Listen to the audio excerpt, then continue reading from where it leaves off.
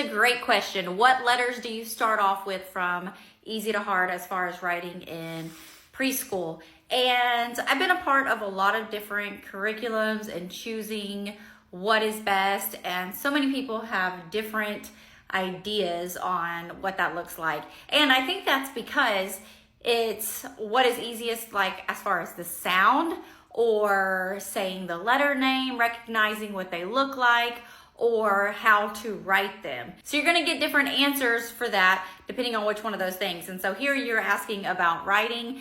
And if you're following along with like the writing stuff, it's more of those like vertical lines and horizontal lines and then slanted lines. So isolating all of those different types of lines and making those before they can put them together as a letter. So when I was making the preschool experience curriculum, I picked things from a little bit from each of those, the different learners, when I was putting together the combination of letters that we're learning every month.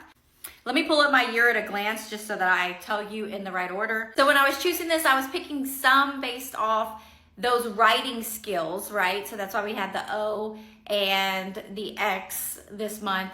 But then also, what are some of those sounds that are toddlers? Because I work with a lot of like 18-month-old all the way up to 5-year-olds. So I wanted to pick a good combination for the wide range. What are some of these sounds that our little ones are making right off the bat? And that's that sound, that mom.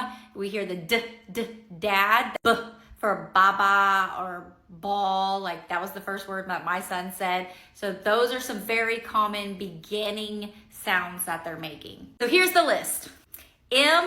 MATB is the month of September. October, XODS. November, PCUW. January, JLHI.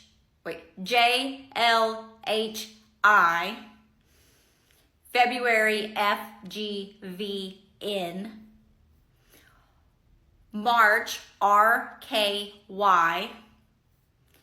And April, QZE.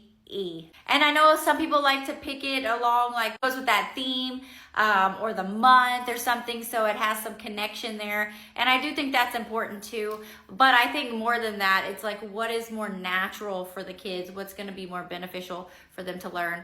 And another thing that I just wanted to point out why I chose the letters that I put last is because in my 20 years of working with 4-year-olds, the letters that I picked last are the ones that were just harder for them to recognize.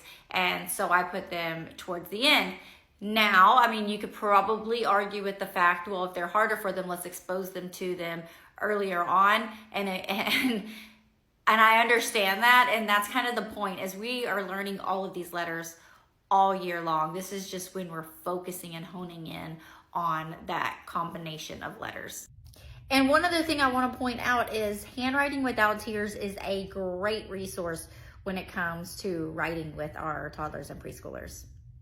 And if you are interested in the preschool experience and just checking out how I do it, because I don't spend all day teaching letters, it's mixed and sprinkled throughout our day, but we do have a section of the day where we do this every single day in some way or another, then comment fall and I'll get that sent over to you. That way you can check it out.